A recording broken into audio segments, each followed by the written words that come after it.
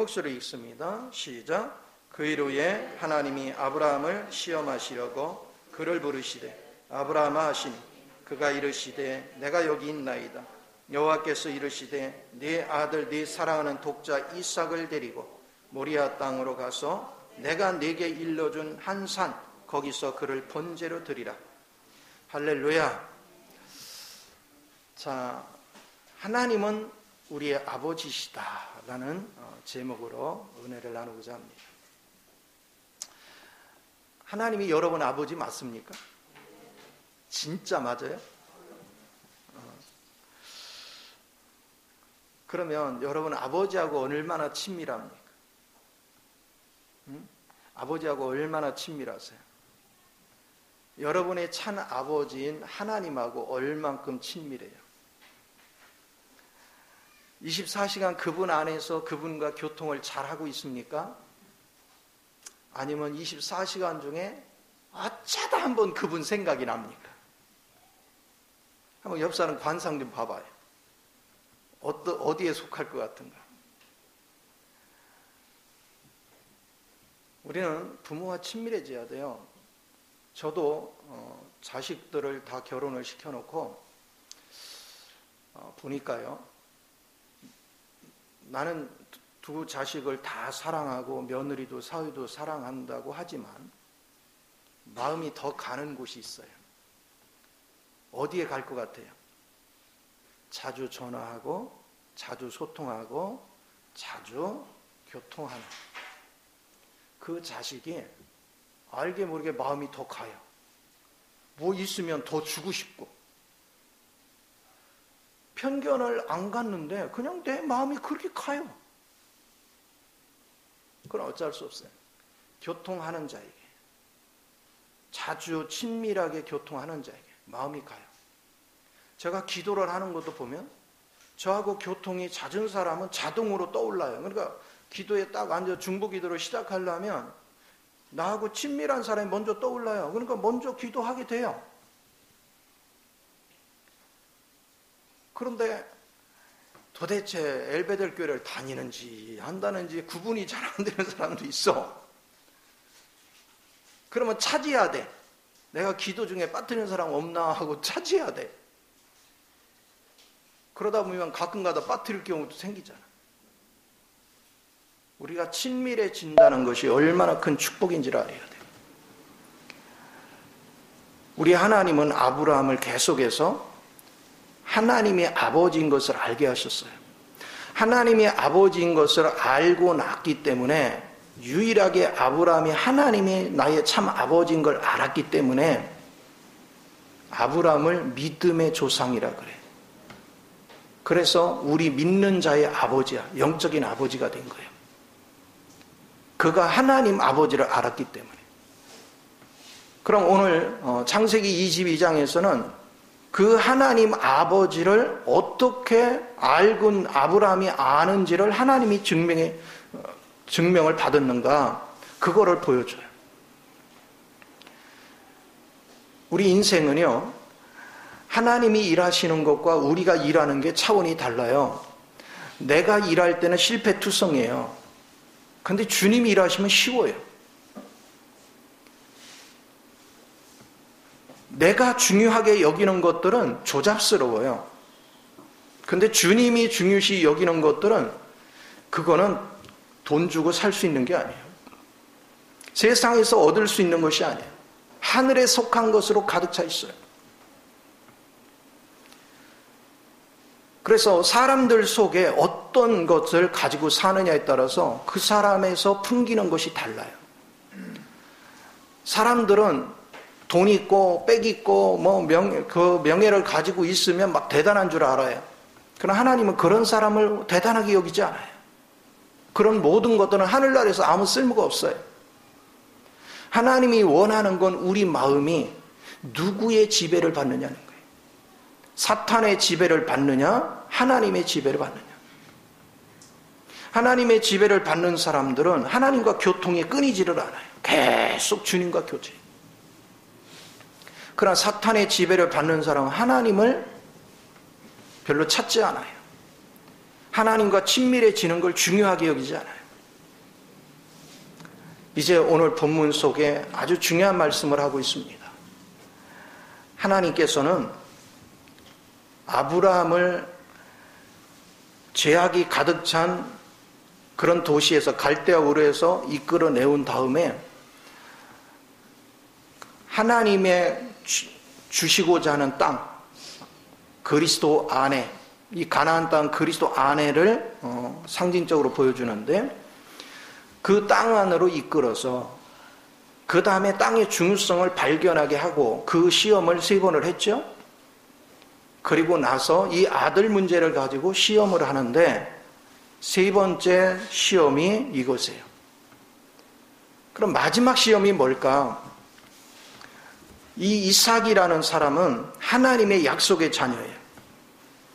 히브리서 11장 18절에 보면 하나님의 약속의 자녀가 이삭이에요. 그런데 이 이삭을 100살이 돼서 얻었어요. 세상에 아브라함이 100살이 돼서 하나님의 약속의 자녀, 이스마엘은 하나님의 약속의 자녀가 아니에요. 그러나 이삭은 하나님의 약속의 자녀예요. 그래 100세가 돼가지고 낳았으니 얼마나 사랑스럽겠어요. 지금 창세기 22장에서는 아마 이삭의 나이가 정확히는 알 수 없지만 16세에서 20세 정도 됐을 거예요. 그 사이가 됐을 거예요. 그런데 처음으로 성경에서 처음으로 사랑이라는 단어가 나와요. 아브라함아, 네가 사랑하는 독자 이삭을, 네가 사랑하는 독자 이삭. 100세가 돼서 얻었기 때문에 이 자식이 얼마나 사랑스러운지 거기에 푹 빠져 있는 거예요. 그래서 지금 20년 가까이를 그 사랑 속에서 이삭을 사랑하며 그냥 이삭만 보기만 해도 그냥 행복해. 너무 즐거워. 그래서 이삭과 더불어서 살아가는데 아니 하나님이 갑자기 청천벽력 같은 말씀을 해요. 아브라함아, 네가 사랑하는 독자 그 이삭을 내가 지시하는 땅, 그 산에 데리고 가서 나를 위해 번제로 드리라. 여러분, 번제가 뭐예요? 각을 떼어서 죽여서 하나님께 불태워 드리는 거예요. 이게 말이 돼요? 더군다나 이 이삭은 하나님께서 아브라함을 갈대아 우르에서 부른 다음에 가나안 땅에 들어온 다음에 약속하신 게 있죠. 내가 너에게 너의 이름을 창대케 해주고 너를 통해 큰 민족을 이루게 하고 너로 복의 근원이 되게 해줄게. 그리고 하나님께서 이삭을 주시고서 뭐라고 했습니까? 내가 너에게 약속한 거, 내가 너한테 주고자 했던 거, 그걸 이 아들을 통해서 이룰게. 그러면 이 아들이 죽으면 안 되잖아요. 이 아들을 통해서 이룬다고 했는데, 그런데 그 아들을 가서 번제로 드리래. 그럼 우리들 뭐라고 할까요? 따지겠죠. 하나님 분명히 약속했잖아요. 이삭을 통해서 복의 근원이 되고 이름을 창대케 하고 큰 민족을 이루겠다고 하는 하나님이 제게 준 약속을 이 이삭을 통해서 이루신다고 분명히 약속하지 않았습니까? 그런데 어떻게 번제로 드려요? 이렇게 따질 수 있죠. 표정 보니까 여러분은 밥 먹듯이 따져놓고 안 한 것 같지, 표정을. 우리에게 그렇다면 이 이삭은 뭡니까? 그거는 선물이에요. 선물은 은사야. 오늘 우리에게 하나님은 이삭과 같은 선물들을 많은 사람이 받아요. 때로는 영적인 은사를 받기도 하고, 때로는 하나님의 어떤 계시를 받기도 하고, 때로는 어떤 체험을 받기도 해요. 그런데 놀라운 게 뭔지 아세요? 사람들은 이런 걸 받으면 하나님께 받은 은사에 초점을 둬요. 이 선물이 너무 귀해서 거기에 푹 빠져버려요. 그리고 아버지를 잃어버려. 하나님이 주신 축복을 주목하고 근원이시는 아버지를 잃어버려요. 그래서 많은 사람들이 힘들고 어려울 때는 막 하나님께 나와서 얼마나 기도하는지 몰라요. 그런데 환경이 열리고 어떤 축복이 열려지면, 좀 숨통이 펴지면 기도를 안 해. 하나님 만나는 거 별로 좋아하지 않아. 말씀 듣는 거 별로 좋아하지 않아. 그리고 우리는 뭐냐? 하나님이 주신 축복만 자랑하고 다녀. 그것만 누리고 다녀.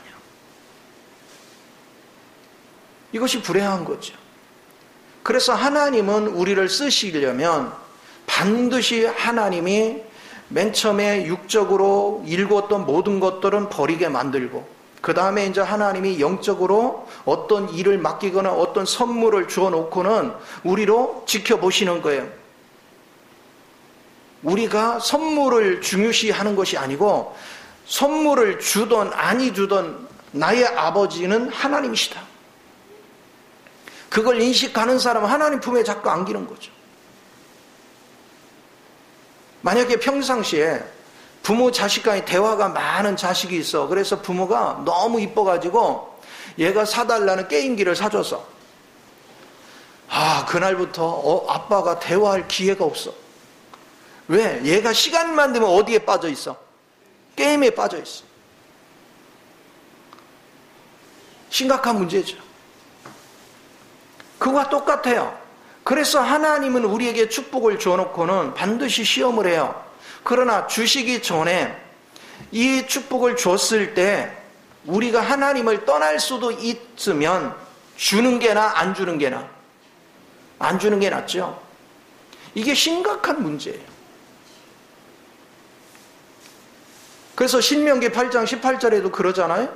내가 너희에게 재물 얻는 능력을 줄 텐데, 그래서 많은 재물을 얻고 나면 나를 버리지 마라. 나를 잃어버리지 마라.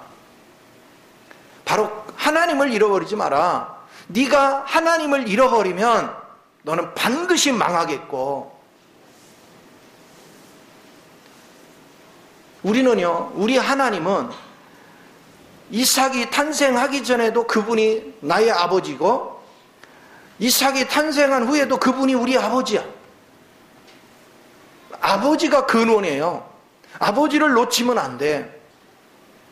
그런데 우리는 아버지가 준 선물을 중요시 여겨. 선물에 잡혀서 살아.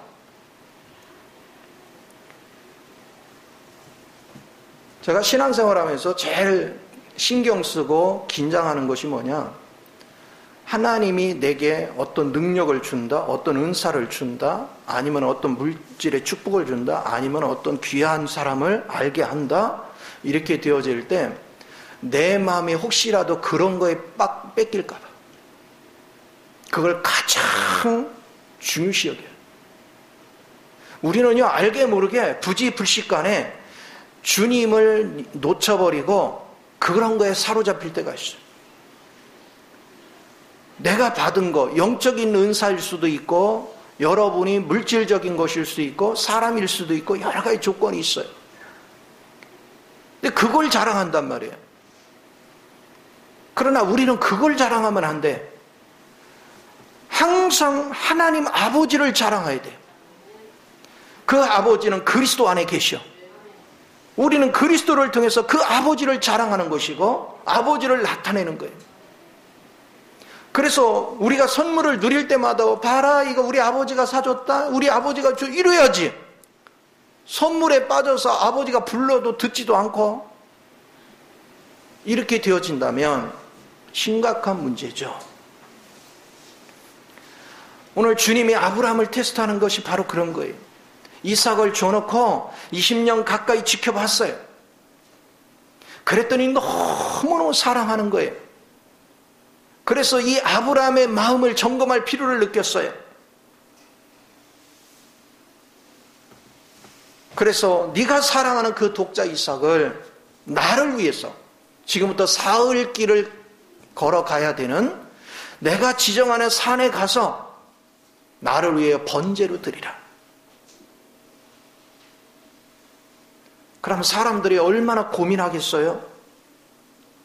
하나님 이를 통해서 하나님의 약속이 이루어진다고 해놓고 하나님의 목적이 이루어지고 하나님의 역사가 이루어진다고 해놓고 이게 뭔 말씀입니까? 그러나 아브라함은 그렇게 낭망하지 않았어요. 아브라함은 아내한테 말하면 혹시 아내가 부정적인 마음을 가질까 봐 말하지 않았어요. 이삭만 조용히 깨웠어요. 그리고 새벽 미명에 자기 아내가 깨어나기 전에 종들을 데리고 출발을 합니다. 장작을 준비하고 그리고 산 밑에 가서는 머슴들을 거기 있게 합니다. 그리고 장작을 아들한테 지게 합니다. 그리고는 그 모리아 산으로 올라가요. 그때 묻습니다. 종들이 얘기합니다. 어디 가세요? 그랬더니 5절에 뭐라고 하는 거 보세요. 22장 5절에 이에 아브라함이 종들에게 이르되 너희는 나귀와 함께 여기서 기다려 내가 아이와 함께 저기 가서 예배하고 우리가 너희에게로 돌아오리라 하고. 뭐 하러 간다고? 그냥 너무 편안하게, 이게 이제 원문에서는 경배거든요. 내가 경배하고 아니 이삭을 지금 제물로 바치라고 하면 낯빛이 변하고 긴장을 하고 뭐 이래야 되잖아요. 근데 너무 편안하게 경배하고.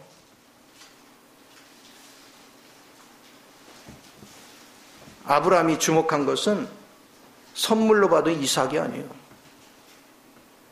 아브라함은 변함없이 아버지 하나님을 주목했어요. 하나님 아버지가 원하시면 내가 아무리 귀한 선물을 받았더라도 하나님이 원하 도로 내놔 그러면 드리는 거죠. 그게 아버지 명령에 따르는 거예요. 아버지의 뜻을 따라 사는 거예요. 그런데 우리는 우리의 조건을 내세워 가지고 계속 따진단 말이에요. 줬던 거 도로 가져갈 때 우리는 가장 아픔을 느껴요. 그러나 주님을 사랑하는 사람은 아픔을 느낄 이유가 없어요. 왜? 주던 안 주던 만왕이요 만물을 주관하시는 그 하나님은 여전히 내 아버지거든요. 그 아버지는 나를 돌보십니다. 나를 사랑하십니다. 필요한 것은 언제고 내게 채워주십니다. 그분은 내게 선물을 주고 안 주고를 떠나서 그분은 내 아버지야. 나를 보존하고 계시고 나를 책임져 주시오. 그럼 흔들릴 이유가 없죠. 우리가 애쓰고 수고할 이유가 없어. 그 아버지께서 주시면 받는 거고 도로 가져가면 가져가시는 거고. 그런데 우리는 어떤 사고를 갖느냐면 이삭을 통해서 하나님의 약속을 이룬다고 하면 사람들의 마인드는 그런 거예요. 이거는 하나님이 약속한 아들이야. 그러니까 귀하게 여겨야 돼. 내가 돌봐야 돼. 내가 뭐를 해야 돼. 내가 그래. 그러나 하나님이 보실 때는 그게 다 네 육체에서 나오는 거라니까요. 하나님은 육체의 힘을 빌려서 뭐를 이루는 걸 원치 않아요. 하나님은 모든 것이 하나님의 뜻을 통해서 하시기를 원해요. 하나님 방식으로 일하기를 원해요. 우리가 세상에서 일도 마찬가지예요. 여러분들이 하나님을 모를 때는 자기가 막 열심으로 뭔가에 막 바빠요. 머리로 구상해야 되고 뛰어다녀야 되고 막 열심으로 뭐를 해야 돼. 문제가 생겨도 누가 해결해야 돼? 내가 해결해야 되고 막 그래요. 왜냐하면 자기가 저질러 놨으니까 자기가 책임져야 돼. 그러니까 항상 짐이 무거운 거야. 그러니까 항상 힘이 드는 거야. 그러나 하나님이 나의 아버지인 걸 믿는 사람은 계산하지 않아요. 그냥 아버지가 하라면 그냥 하는 거예요. 아버지가 멈춰라 멈춰요. 이유가 없어요. 그리고 내 힘으로 하지 않아요. 하나님을 의지한다는 것은 이 일을 시켰으면 그 하나님이 이 일을 하신다. 나는 내 손발과 내 두니를 주님이 조종하시고 주님이 움직여서 그 일을 이루신 거에 대해서 의심 없이 믿는 거예요. 그러니까 그러니까 성령님, 하나님 아버지를 신뢰하지 않는 사람들은 자기 계산법을 가지고 아이고 나로서는 안 되는데 부담되는데 뭐하는데 맨날 이러고 있어요. 그러니까 진보할 수가 없어. 하나님이 뭐를 하라면 그냥 해야 되는데 그걸 못해요. 우리는 그런 사고에 잡혀 살아. 베드로한테 하나님이 요바에 있을 때 고넬료 집에서 사람을 보내게 했잖아요. 그 베드로한테 그랬어요. 보자기가 내려왔는데 부정한 음식으로 가득 차 있어. 이거 먹어라. 그 하나님께 거부하잖아요. 감히 하나님께 거부를 하잖아요. 하나님 먹으라 했는데 저는 부정한 거 안 먹습니다. 보자기가 올라가다 다시 내려왔어요. 먹어라. 저는 부정한 거 지금까지 먹은 적이 없습니다. 안 먹습니다. 세 번째 내려왔을 때 비로소 하나님 뭐라 합니까? 화를 내셨어. 너는 감히 내가 거룩하게 한 것을 네가 부정하다 하느냐? 하나님이 거룩하게 하셨으면 거룩한 거지. 그래서 받아 먹습니다. 그것은 뭘 상징합니까? 그 부정한 것들은 바로 이스라엘 백성들은 이방인들을 개 취급했어요. 오직 자기네만 거룩한 백성, 하나님이 선택한 백성이라 믿었어요.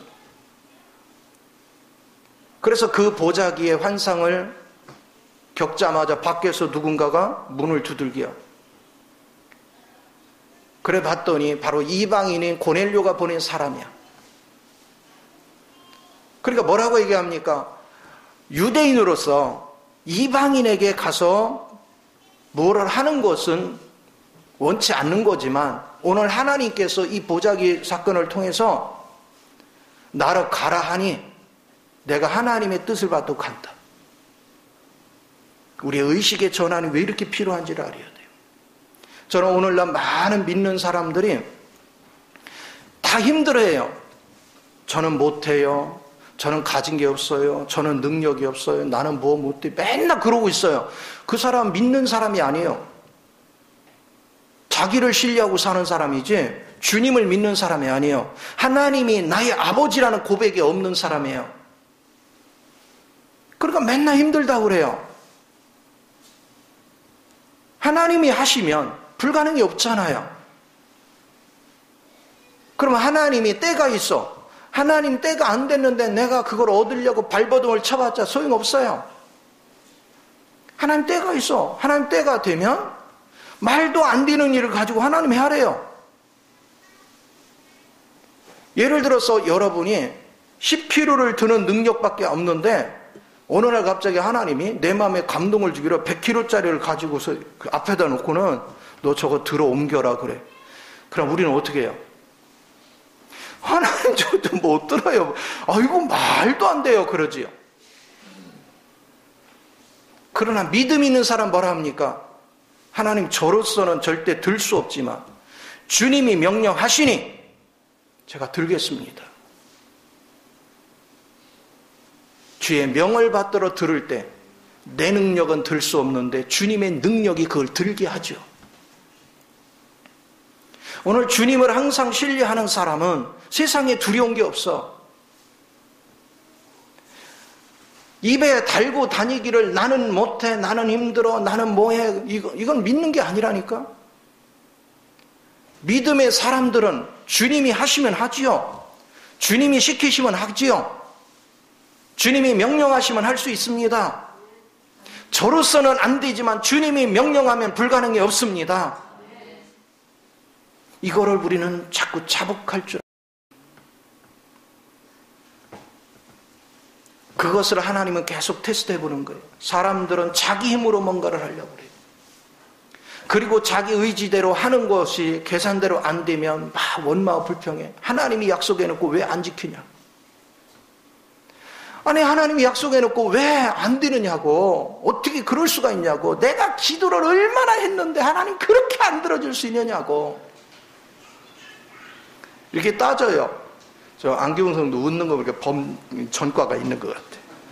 그죠? 하나님께 그렇게 따진 적이. 이게 중요한 거야. 제가 요즘 하나님과 계속 교통하면서 그걸 느끼는 거예요. 하나님이 하시면 불가능은 없어요. 환경 보지 마세요. 여러분 능력 보지 마세요. 여러분은 이미 십자가에 죽었어.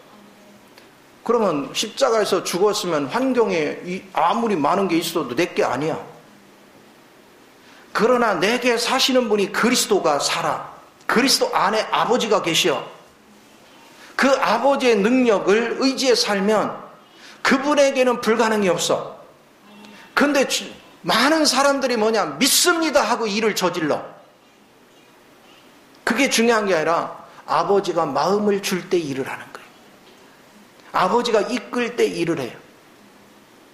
그리고 하나님은 일을 맡겨놓고도 가만히 이렇게, 내가 이제 경험을 해보니까 이렇게 하고 계시는 것 같아요. 이놈이 어떻게 하나. 일을 맡겨놓고 이제 하나님 맡겼으니까 막 내가 이제 최선을 다해서 하려고 그래. 그것도 육체야. 하나님은 하나님이 친히 일을 시작하기 전에 나도 일하지 않는다. 하나님 마음에서 역사를 시작하기야 나도 일을 시작한다. 그걸 하나님이 기뻐하셔. 그래서 내가 육체의 노력이나 내가 육체로 뭔가를 하려고 하면 할수록 일정 시간이 지나면 결국은 망해요. 왜? 주님의 손길이 미치지 않은 건 앞에서 잘 되는 것 같지만 결국은 다 망해요. 흔적도 없이 사라져요. 지금 잘 된다고? 아니요. 주님 안에서 행하는 것만 남아요. 내가 머리를 쓰고 뭐 해가지고 뭔가 된 것 같지만 결국은 다 무너져요. 여러분, 주님과의 관계가 깨지고 나면 우리는 결국은 뭐 할까요? 뭔가 얻어지는 게 많으면 그 다음에 우리는 헛된 생각을 하는 거예요. 왜? 이 속에 사탄이 독이 있기 때문에 정욕적인 행동을 하기 시작해요. 그래서 주님을 떠나고 망하는 길을 골라서 가. 그러나 주의 영으로 무장되어 있는 사람은 내게 물질의 복이 오든 내가 어떤 능력이 오든 그거 그렇게 중요하지 않아요. 주님과 함께 할 때만 가치가 있는 거야. 주님이 나와 함께 할 때만 가치가 있어. 그러니까 나는 주님을 떠나서는 아무것도 아니다. 하나님이 오늘 중요한 걸 선물로 주셨어도 주님이 나와 함께 하지만 이건 아무것도 아니다. 그러니까 항상 주님을 주목하는 거예요. 우리는요, 일과 관계를 맺으면 안 돼요. 사물과 관계를 맺으면 안 돼요. 우리의 관계를 맺어야 될 대상은 하나님이시란 말이에요. 여러분한테 배우자를 선물로 받으면 아이고 처음에 너무너무 좋아해. 마음에 드는 배우자를 하나님이 인연을 맺게 해주시니 얼마나 기분이 좋아? 그러면 안 싸워야 되잖아. 사랑만 해야 되잖아. 근데 일정 시간이 지나면 뭐 하기 시작해? 다투고 티격거리고 아이고 뭐 내가 눈이 뼈지 어쩌고 별소리를 다 해. 왜 그래요? 주님 없이 상대하기 때문에. 주님을 떠나서 상대하기 때문에, 주님을 떠나서 배우자와 상대를 하기 때문에 문제가 생기는 거예요. 여러분이 하나님이 배우자를 선물로 주면 줄수록 여러분 주님과 친밀한 관계를 맺어야 돼요. 주님 안에서 배우자를 대해야 돼. 주님 안에서 배우자를 대하지 않으면 결코 행복해질 수 없어. 행복의 비결은 얼만큼 그 하나님을 여러분이 나의 아버지로 인식하느냐. 그분을 나의 아버지로 인식하면 할수록 여러분 삶은 풍요로워집니다. 이제 보세요. 아브라함은 그런 믿음을 가지고 이삭을 데리고 산 위에 올라갔어요. 이제 이삭을 번제로 드리려고 하니까 그때 하나님이 멈춰라. 이게 놀라운 거죠? 왜 하나님이 이렇게 역사했을까요? 히브리서 11장 19절에 보니까 아브라함의 의식 속에는 뭐가 있었냐면 분명히 이 이삭을 통해서 하나님의 축복이 주어진다고 했는데 이삭을 번제로 드리라는 거 보니까 아, 살리실 모양이구나. 이삭을 번제로 드리면 살리시는구나.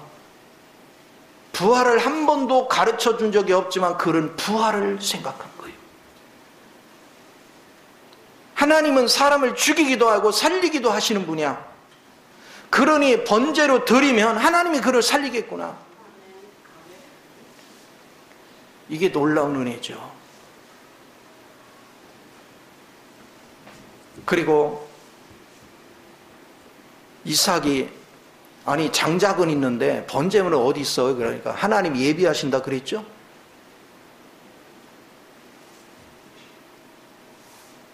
이것이 믿음이고 이것이 부활의 신앙이에요. 그럼 하나님은 무슨 일을 했습니까? 아브라함이 십자가에 놓여졌는지 이삭이 놓여질 때 실상은 아버지가 놓여진 거예요. 그 자리에. 이삭 자식을 죽이는 현장에 죽였는데 아버지가 그 심정이 어떻겠어요? 자신을 죽음에 넘기는 것과 똑같은 거예요. 아브라함은 철저하게 십자가에 녹아지는 그런 과정을 통과한 거예요. 하나님은 오늘 우리에게 그것을 요구하고 있습니다. 그래서 하나님께서 제물을 바치라고 하는 의미 속에는 어떠한 경우든 네 목숨을 드리는 한이 있더라도 너는 어떠한 경우든 나를 너 아버지로 믿느냐? 내가 네 아버지인 것을 너는 분명히 믿느냐? 네가 입으로는 하나님을 얘기하고 주를 얘기하지만 정작 내가 너의 아버지로서 너의 모든 삶을 책임지는 것에 대해서 너는 믿느냐? 그걸 시험해 본 거예요. 그걸 테스트해 본 거예요. 우리는 의식 속에 뭐가 있습니까? 뭐는 있어야 되고 이거 없으면 안 되고 이거 없으면 안 되고 이거 없으면 막 목록이 굉장히 많아요. 근데 하나님은 그것도 내놔 자꾸 뺏어가라고. 아이고 큰일 났는데 뭐 해야 되는데 이것도 뺏기고 저것도 안 뺏기려고 막 아둥바둥해. 근데 하나님은 자꾸 뺏어가. 내놓으래. 근데 하나님이 아버지인 것을 아시는 분은 내놔라 그러면 드려. 어차피 그분은 나를 사랑하셔. 나를 절대로 굶어 죽게 하지 않아. 나를 잘못되게 하지 않아. 아버지가 요구하면 드려. 근데 우리는 그걸 못하는 거죠. 믿음이 없으면 드릴 수가 없어요. 하나님 앞에 우리가 온전하게 헌신할 수 있는 이 은혜가 되어지는 것. 이걸 하나님은 주목하시는 거예요. 이걸 기억하시는 거예요. 그래서 모리아산에 이 드린 이삭의 사건은 간단한 문제가 아닙니다. 그것은 이삭을 드렸지만 실상은 아브라함을 드린 거예요. 아브라함이 자신이 제물로 드려지고 나니까 실상은 자기 안에 누구만 남으냐? 아버지의 마음이 가득 찬 거예요. 아버지의 사랑이 가득 차는 거예요. 비로소 아브라함이 비로소 아버지라는 칭호를 받을 수 있을 단계까지 그는 하나님으로 충만했어요. 여러분이 비우면 부활의 역사가 일어납니다. 우리의 사고를 통해서 역사하는 곳에는 아무런 능력이 없습니다. 그러나 드렸을 때 비로소 부활의 역사가 일어납니다. 저도 지난 세월들을 가만히 보면 하나님이 능력 주셔서 말씀도 깨달았고 말씀도 증거할 수 있었고 능력 주셔서 각종 병도 고치고 별 일을 다 했죠. 하나님 분명히 능력 주셨어요. 근데 어느 날부터 하나님이 다 깨부시는 거예요. 아니 능력 줘서 그렇게 막 그걸로 다 하던 것들이 어느 날부터 내가 손 대는 것마다 무너지는 거예요. 깨지고 박살나고 자꾸. 그러니까 이제 겁나. 하나님 일하는 게 겁나. 그래서 가만있어. 그러면은 하나님이 나를 안 쓰겠다면 어디로 가야 되나? 도망갈 궁리를 했죠. 그래서 사역을 다 끝내자. 하나님이 나를 안 쓸 모양이다. 근데 또 가만히 보면 또 안 쓰는 것도 아니야 또. 다 팽개치고 도망도 못 가겠어. 이상하게 더 갈급하고 더 필요로 하는 사람들이요. 예를 들어서 막 세 끼 밥을 굶었는데 옆에서 누가 밥을 먹고 있으면 한 입 먹고 싶어서 막 이러는 것 같이 그렇게 주목하고 보는 사람이 있어. 떼어놓고 갈 수가 없는 거예요.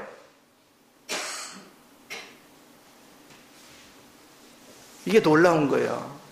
한편에서는 하나님이 그동안 내게 가져주었던 능력을 하나둘 다 뺏어가.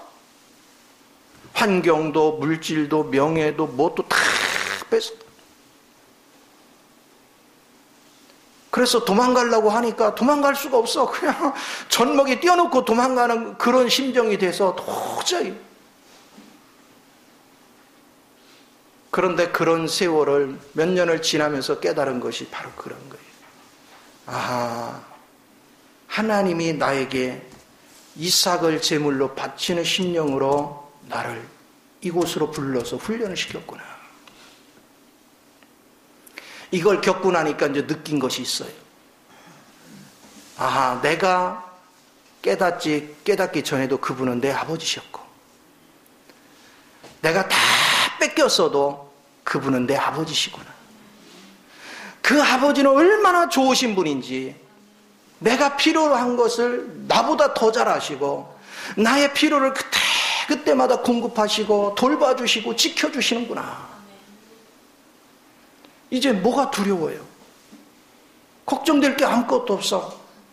그래서 내가 뭔가를 얻으려고 안 해. 그냥 물 흐르듯이 가는 거예요. 하나님이 환경을 조성하면 조성한 대로. 이유를 모르겠지만 하여튼 그렇게 하나 보다. 내가 이제 단정을 안 해요. 이게 옳으네 그르네 내가 단정을 안 해. 왜? 어차피 아버지가 하시는 거예요. 물 흐르듯이 그냥 가면 가는 대로. 그러면서 하나님이 역사하는 걸 가만히 주목하고 있으면 참 기기묘묘하게 주님이 역사를 해요. 근데 신기하게요, 하나님이 뭔가를 하는데 막 기회가 되는데 내가 딱 보니까 기회가 잡힌 것 같아. 그래서 내가 뭔가 신경을 쓰고 뭐를 하려고 딱 하잖아. 그러면 일이 다 막혀버려. 결국은 하나님은 내 육체를 통해서 일하는 걸 가장 싫어하시죠. 주님은 주님이 다 하시겠다는 거예요. 여러분의 인생을 주님이 다 주관하겠다는 거예요. 지금까지 여러분의 스스로 여러분 힘으로 뭐를 해보려니까 잘 됩니까? 막 염려하지, 근심하지, 불안하지, 막 마음에 두려움으로 가득 차지, 뭐가 잘못되면 고통스럽지. 그러니까 정신적으로 스트레스 받는 데다가 열심히 막 일을 해야 되니까 몸은 몸대로 축나고, 그러면 그럴수록 짜증은 올라오고, 그것을 가족한테 또 품으면 또 가족끼리 분란이 일어나고, 이게 가정 삶이잖아. 이게 지금까지 여러분이 살아갔던 삶이잖아요. 그런데 주님이, 하나님이 나의 아버지인 걸 알고, 그분의 돌보심을 알고, 그분의 공급하심을 알고, 그거를 믿으면 두려움이 없어요. 걱정거리가 없어요. 어떤 상황이 벌어져도 결국은 책임지실 분은 그분이 하신다. 그러면 자유해져요. 그런 마음을 갖게 하는 것이 부활의 능력 안에서 살게 하는 거예요. 본인도 모르는 사이에 부활의 능력이 있어. 여러분, 부활의 능력 안에 붙잡히면 그 사람 말에 권위가 있는 거예요. 그 사람은 아무 말이나 하는 게 아니야. 다른 사람은 이해하지 못하는 행동을 해요. 다른 사람이 급하게 서두르려 할 때 그는 느긋해져. 또 다른 사람이 안 하려고 하면 또 그는 또 하려고 그래. 하나님 시키니까. 이해할 수 없는 현장으로 우리를 이끌어 가셔요. 여러분은 어느 위치에 있습니까? 주님은 나를 육체에서 일하는 게 아니라 부활의 능력 안에서 행하기를 기뻐하시는 거예요. 그 부활의 능력이 내게 주어질 때까지 하나님은 나를 다루시는 겁니다. 끊임없이 여러분을 다루시는 거예요. 그래서 여러분의 마음속에 이게 확증이 돼야 돼요. 하나님은 내 아버지시다. 아버지는 나를 버릴 수가 없다. 아버지는 나를 돌보실 수밖에 없다. 아버지가 하시는 일만이 진실한 것이다. 그래서 하나님이 아무리 좋은 일을 줬어도 그 일을, 내가 일과 관계를 맺으면 안 돼요. 항상 무슨 일을 해도 아버지를 주목해야 돼요. 아버지 이 일을 어떻게 하실 건데요? 어떤 방법으로 하실 건데요? 끊임없이 아버지 앞에 물어가며 일을 해야 돼요. 그래서 영적인 일이 됐든 뭐가 됐든 다 그렇게 되는 거예요. 제가 이제 이걸 깨닫고 나서 목회를 하니까 목회가 참 자유한 거예요. 왜냐, 그전에는요, 여러분을 바꾸려고 했어요. 말씀 좀 들어야 변하는데, 말씀을 안 들으면 막 짜증이 나고 그랬고요. 하나님! 어떻게 좀 해달라고. 우리 소연이 좀 어떻게 좀 해달라고. 내가 막 속에서 막 부글부글 끓어. 그러면서 기도해. 근데 지금은 그렇지 않아요. 여러분이 어떤 사람이 됐든 여러분을 책임지고 여러분의 지각을 열든 여러분의 마음을 움직이실 분은 아버지지 내가 아니야. 그러니까 나는 아버지가 하라는 대로만 하면 돼요. 아직 때가 아니다. 그러니까 쪼지 마라. 기다려줘라. 그럼 난 기다리면 돼요. 내가 예전 같으면 그렇게 안 해요. 불러서 막 설득하기도 하고 때로는 책망하기도 하고 막 이렇게 해가지고 하여튼 열심히 하게 하려고 막 애를 썼어. 근데 지금은 절대 그렇게 안 하잖아요. 아버지와 나의 관계만 튼실하면 돼요. 아버지와 내가 관계를 맺고 그분 안에서 기도 생활하면 어떤 사람에 대해서 마음이 오면 하나님 앞에 보고만 하면 돼요. 지금 이런 상황인데 하나님 어떻게 해야 돼요? 두려워하지 마라. 걱정하지 마라. 때로는 내가 쓸 일꾼이야. 아이고 하는 행동을 보면 영 아닌데 그건 네 눈이고 하나님의 눈에는 큰 일꾼이 보이는 거죠. 무슨 일이든 똑같아. 재물이 됐든 사람을 쓰는 일이 됐든 하나님이 역사가 됐든 무엇이 됐든 우리는 사람이 자꾸 선정해서 이건 하지 마 그것이 아니고 하나님이 하라면 하는 거고 하나님이 노 하면 아무리 좋은 것도 필요 없어. 하나님이 노 하면 아무리 좋은 것도 필요 없어요. 그러나 사람이 볼 때 무조건 망해도 하나님이 하라면 하는 거예요. 사람이 하면 망하는 길도 하나님이 하시면 형통해지는 거예요. 주님 안에서 일하는 법을 배워야 돼요. 그러면 여러분 생각해 보세요. 하나님 아버지가 믿어지면 하나님이 나의 아버지인 거 그냥 이론으로만 맨날 입으로는 하나님 아버지 그래 놓고는 말로만 그래. 그런데 정작 아버지에 대해서는 하나도 인식을 못하고 믿지도 않아. 그건 말만 증언부언하는 거야. 진심으로 믿어야지. 진심으로. 그러면 생각을 해보세요. 하나님 아버지가 내 아버지야. 그러면 내가 사람과의 관계 속에 어려운 문제가 있어요. 나는 저거 극복하기 힘들어. 그러면 내가 해결하려니까 성질 나 안 나? 성질 나요 안 나요? 성질 나죠? 근데 아버지 뒤로 숨어. 아버지 좀 상대 좀 해보세요. 저하고 하면 싸움이 일어나니까 아버지가 상대하세요. 그러면 아버지가 어련히 알아서 하시겠어? 그런데 우리가 막 흥분을 해가지고 막 그래. 그러면 하나님은 딱 보시고 했다가 저걸 어떻게 잡나. 하나님의 궁리하시는 건 저 성질머리를 어디서 어떻게 잡을까. 하나님 그러시는 거죠. 신앙의 원리 안에서 이걸 계속 본 거예요. 이걸 자꾸 깨닫는 거예요. 그러나 우리에게는 아직 육을 가지고 있기 때문에 순간순간 육체를 상징하는 이스마엘이 나온다고.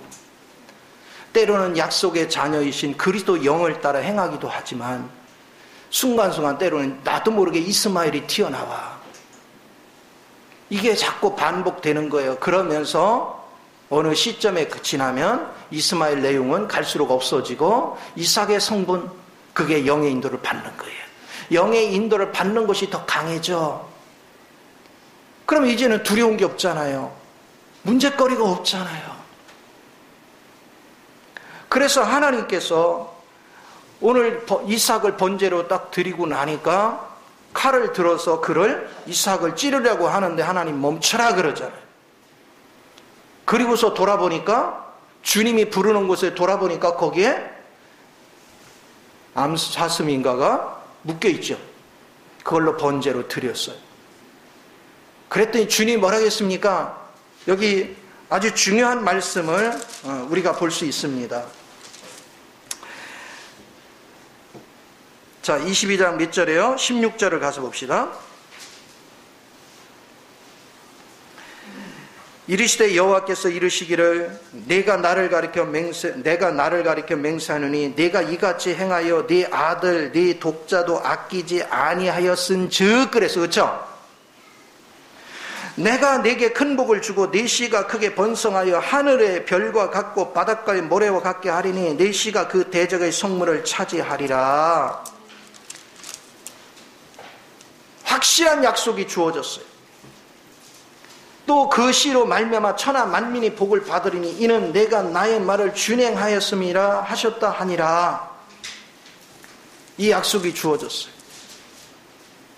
하나님께 번제를 드릴 때 이 놀라운 역사를 이룹니다.